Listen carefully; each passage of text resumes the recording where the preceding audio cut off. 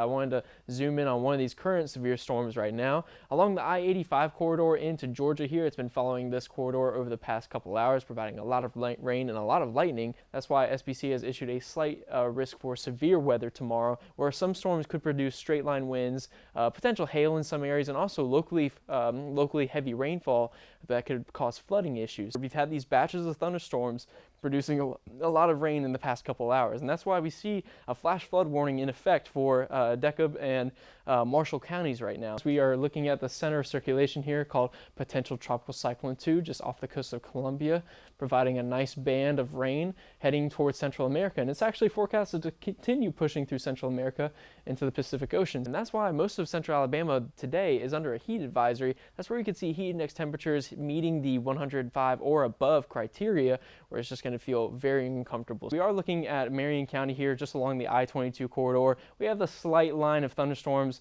just providing a little bit of a rainmaker. Only 13 lightning strikes have been observed in this storm over the past 10 minutes, so it's not very severe. We are still looking at that tropical wave just south of Dominican Republic, but it only has a 10% chance of forming into a tropical storm or hurricane in the next 5 days. We do have this background sunset right here that's still providing a look at our skyline. You can actually see these really high clouds with the flat tops right there, and that's indicative of these showers and thunderstorms that are still trying to develop this evening. We're around 3:30. We could see some development. Again, these are going to be really spotty, really random. We don't know where or who is going to be impacted by these, but keep an eye on your radar as you continue on through your holiday weekend. We'll have these pop-up showers and thunderstorms still continuing on through our afternoon and evening hours, but temperatures are going to be hugging the average of about 90s, maybe a little warmer on Monday as we could see 92, 93 degrees. Temperatures have been regulated kind of in the low 80s, and some areas still sticking in the high 70s. Centerville at 79, Clanton at 78. But the further northeast we go, that's where we see, or where we saw a lot of drier conditions this morning,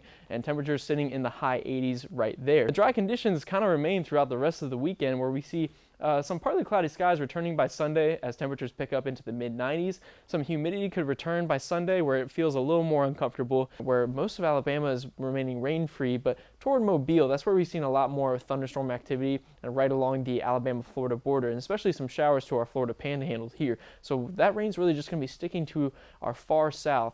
Good evening, Alabama. Time is 8:37 right now, and it's looking like a very nice, pristine evening to be outside for outdoor activities or even dinner at this time right now. This is a live look at downtown Birmingham with a little bit of that sunset that's just providing a little more color while it's casting a little shadow on those partly cloudy skies that were left behind. And there were actually just fireworks at Protective Stadium over here just a few minutes ago, so they're also taking advantage of those nice conditions as well. And for the rest of the evening, we're really just not going to be seeing much in the ways of shower and thunderstorm activity like we saw this afternoon. Over the past couple hours, we've seen some showers into Coleman County really die off, as well as into Cherokee and Calhoun counties, but over the next few hours, we're really just going to be staying pretty calm and quiet. And these temperatures are pretty calm as well. Where we're seeing further southwest, temperatures are still sitting in the lower 80s, but the further east we go, temperatures are already dipping down into the high 70s. So the further away we get from that sunset hour, the more comfortable it's going to be. And temperatures are expecting to get down into the lower 70s as we continue throughout the rest of the night and into tomorrow morning. So it'll be a good start for Sunday, but the humidity is expecting to come back a little bit, providing a little more warmer afternoons as we continue on throughout our week. And we'll see a little more of that with the heating tomorrow. We'll see that temperatures range between 91 to 94 degrees.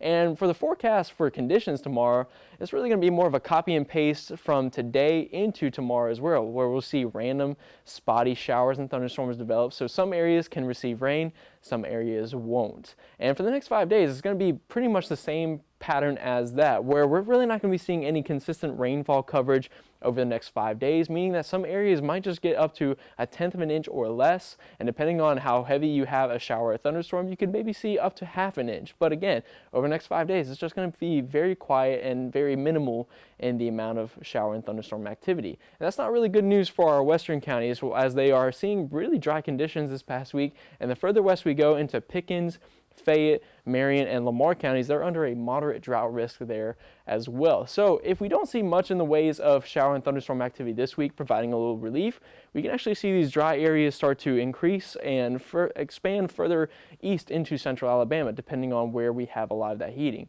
So we'll keep monitoring that for you this week as well. But in the ways of tropics, It's looking very quiet right now. We really have desert-like pattern over the Atlantic Basin, just a lot of shower and thunderstorm activity off of the coast of Central America, as well as off the coast of Cuba here.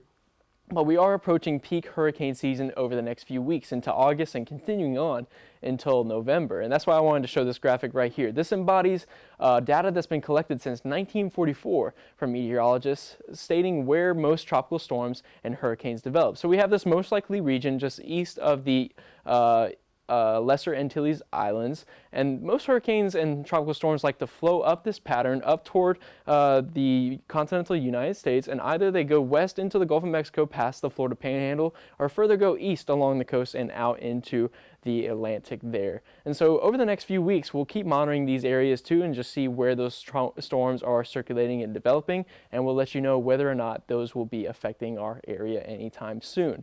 But that's not really a big concern for our 10-day forecast. We really just have a typical summertime pattern as we've seen the past few weeks. We'll have popcorn, showers and thunderstorms each afternoon, then dying off into the evening, while temperatures will be sticking around into the mid-90s throughout the rest of the week. And with humidity back, we could see heat advisories be issued day to day. But the main next weather maker that we can look forward to is by Friday. That's where we're going to see another boundary move through the state, providing higher coverage for showers and thunderstorms at that point.